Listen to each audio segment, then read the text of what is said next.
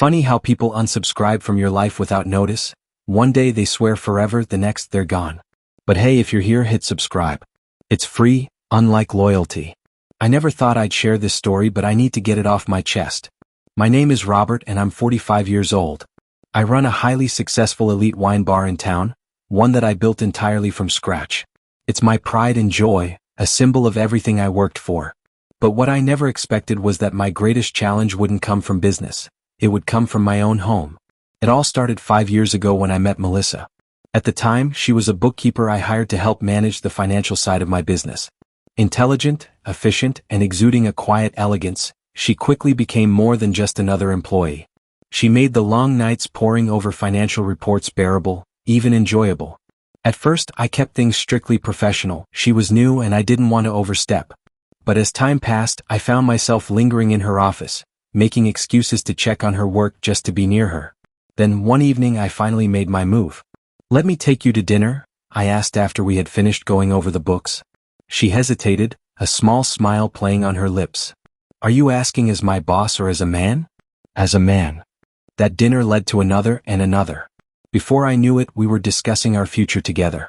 Everything seemed perfect. Melissa was warm and attentive, her son Ethan was polite and well-mannered, and I felt like I had finally found the family I always longed for. After a year of dating, we got married. Melissa and Ethan moved into my house, and I threw myself into my new role as stepfather. I attended Ethan's sporting events, helped him with school assignments, made sure he had everything he needed. Family vacations, the latest sneakers, whatever he wanted, I provided. I wanted to be the best stepfather I could be. But there was one thing that always nagged at me. Ethan's biological father, Kevin, was still in the picture. He had lost custody years ago after nearly burning down their old apartment in a drunken haze. But Melissa insisted that Ethan maintain a relationship with him. "He's still his father," she would say whenever I voiced my concerns. "Ethan needs to know his dad still cares about him." I tried to respect that. But the one time I saw Kevin at one of Ethan's school events, my gut told me something wasn't right. He stood there, swaying slightly, his eyes unfocused. Even from a distance I could tell, he wasn't sober. I wanted to say something, to put my foot down. But who was I to interfere? I was just the stepfather, right? God, if only I had known then what I know now. If only I had realized that my desire to be the perfect stepfather was blinding me to the truth. Hindsight is 20/20.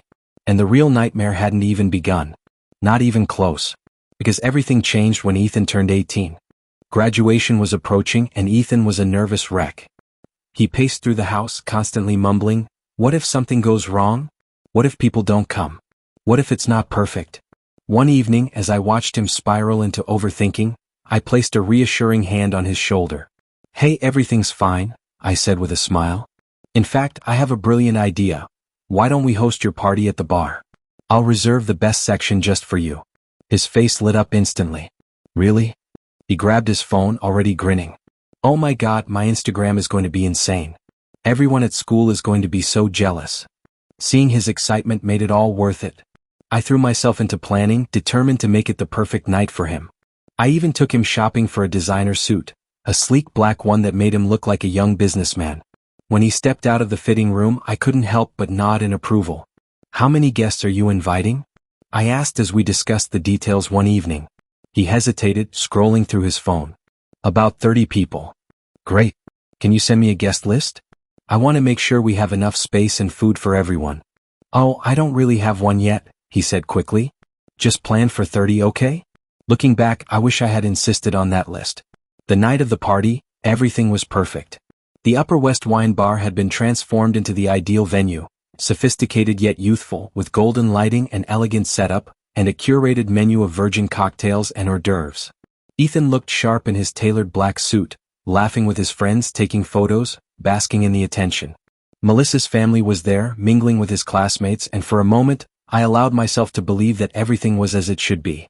And then he walked in. I recognized Kevin before he even spoke. His steps were uneven, his eyes unfocused. He was drunk. "I'm here to wish my son a happy birthday," he bellowed, his voice loud enough to turn heads. Conversations hushed. People exchanged glances. I was sitting next to Ethan when Kevin staggered toward our table. Ethan tensed beside me, his expression unreadable, but I could see the flicker of embarrassment in his eyes. Kevin sneered, his gaze locking onto me. Get up, he mumbled, waving his hand dismissively. And just like that, the perfect night began to unravel. That's my seat, Kevin slurred, his voice thick with alcohol. I'm his real father, not you. I kept my voice calm and steady. There's plenty of seating with the other guests. Why don't you join them? No, his tone sharpened, a low growl creeping into his words. This is my place. You need to leave. His bloodshot eyes burned with resentment. Who do you think you are? I waited for Melissa to step in to say something to defuse the situation. But she sat frozen, staring down at her hands as if they held all the answers she needed. I exhaled slowly. This was Ethan's night. I wouldn't let it spiral into chaos. Let me be crystal clear, I said, my gaze locked on Kevin. You have two options. Take a seat at the next table with the other guests, or security will escort you out. His face twisted in rage. I'll listen to you. Mr. Moneybags throwing his weight around? He spat, swaying unsteadily as he leaned against the table for support. You think you can buy everything, don't you? Buy my son, buy my family's love? A hush fell over the room. Guests turned to watch. My regulars pretended not to listen, but their stolen glances told me otherwise. My staff lingered at the edges of the room, awaiting my cue. Kevin's voice grew louder, his words slurring together. You just waltzed in here with your fancy bar, your big house? He seethed. Think you can replace me just because you've got money? Well, guess what? You can't buy family. Then, before anyone could react, he reached out and grabbed a dish from the table. With one violent motion, he hurled it to the floor. The sound of shattering glass tore through the silence. Then another. And another. Fine cheeses and cured meats scattered across the pristine marble floor. A bottle of imported sparkling water toppled over, spilling its contents onto the polished wood of the bar. I met my security team's eyes and gave a small nod. They moved swiftly, professionally. Sir, it's time for you to leave, the head of security said, gripping Kevin's arm. Kevin struggled, but he was too intoxicated to put up much of a fight. As they led him away, his shouts turned to incoherent mumbles, bouncing off the walls until the front door swung shut behind him. Silence. The guests murmured, conversations resuming in hushed tones. I stood, forcing a bright smile. Really sorry about that, ladies and gentlemen. Please enjoy the rest of the evening, drinks are on the house. The regulars shrugged it off. They were used to the occasional drunken disturbance.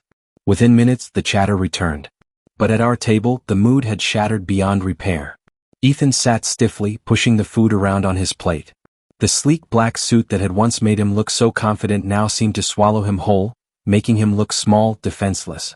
His perfect celebration, the one he had dreamed about, planned for, bragged about, had turned into a nightmare. An hour later, he groaned, rubbing his temples. I have a headache. Can we go home? The party ended shortly after that. Guests made polite excuses, but I could hear the whispers as they left. Poor Ethan. Did you see his dad? Can you believe that happened? As soon as we walked through the front door, Ethan disappeared into his room. I hesitated, then followed. I knocked softly before stepping inside. He was lying on his bed, staring at the ceiling. I wanted to say something. Anything. But the words never came. The next morning, Ethan appeared at breakfast with dark circles under his eyes. He sank into his chair, staring down at his cereal. How are you feeling, buddy? I asked gently. Fine. One word. Flat. Emotionless. The days that followed felt like living in a haunted house. Ethan, once full of energy and laughter, became unrecognizable. If I walked into a room while he was talking to Melissa, he would immediately go silent, like someone had pressed mute. One evening, after he had gone to bed, I turned to Melissa. Don't you think we should do something? Maybe get him to talk to someone? She waved a dismissive hand. He's fine. He just needs time to process what happened. Give him space. But he wasn't fine. None of this was fine. And deep down I knew, this was only the beginning. The tension in our household lingered, unspoken but ever present. Still, we all attended Ethan's graduation ceremony. When his name was called, I clapped so hard my hands stung. He looked sharp in his cap and gown, and for a fleeting moment as he glanced our way and smiled, I dared to hope. Maybe things were finally getting better. Later we hosted a party at our house. I made sure everything was perfect. His favorite foods, his favorite people. Truffle fries. Steak sliders. The small crab cakes he used to sneak from the back of the bar's kitchen. And of course, the ridiculous 3-tiered chocolate cake that had taken nearly a week to perfect. His classmates arrived, and for the first time in weeks, the house felt alive. Laughter. Conversations about college, summer trips. Ethan smiled. He talked. He looked happy. I started to relax. Had we turned a corner? Then his phone rang. Ethan stepped into the hallway to answer it. When he returned, his expression had shifted. A strange calmness, like someone who had already made up his mind. He walked up to me, looking me in the eye for the first time in days. "My dad is coming over," he said. "He wants to congratulate me on graduating." My stomach sank. "Absolutely not," I said immediately. The memory of his birthday was still too raw. His father showing up drunk, causing a scene, smashing dishes. "Ethan, think about what happened last time. He showed up wasted. He destroyed." "That was your fault," Ethan snapped, his voice rising. "None of that would have happened if you had just moved and let him sit down." His eyes burned with resentment. "He's my real dad. You should have just stepped aside." It felt like a punch to the gut. After everything I had done, this was what he thought? I turned to Melissa, desperate. "Melissa," I pleaded, "tell him how inappropriate his father's behavior was that night." But she just sat there, staring at her hands, silent. Again, the same look, the same weakness, the same cowardice she had shown at the wine bar. And something inside me snapped. 5 years of being the perfect stepfather. 5 years of walking on eggshells. 5 years of making excuses for everyone else. 5 years of swallowing my frustration. And now this? I took a slow breath, my voice low but firm. "Listen to me, Ethan." I locked eyes with him. "That was my wine bar. I set that entire party up for you. I got you that damn designer suit you wanted. For 5 years, I had walked on eggshells, pouring my heart, time, and money into a family that never truly saw me as one of their own. I had played the role of the better man, the patient stepfather, the provider, the peacemaker. But in the end, all they had ever wanted from me was what I could give them, never who I actually was.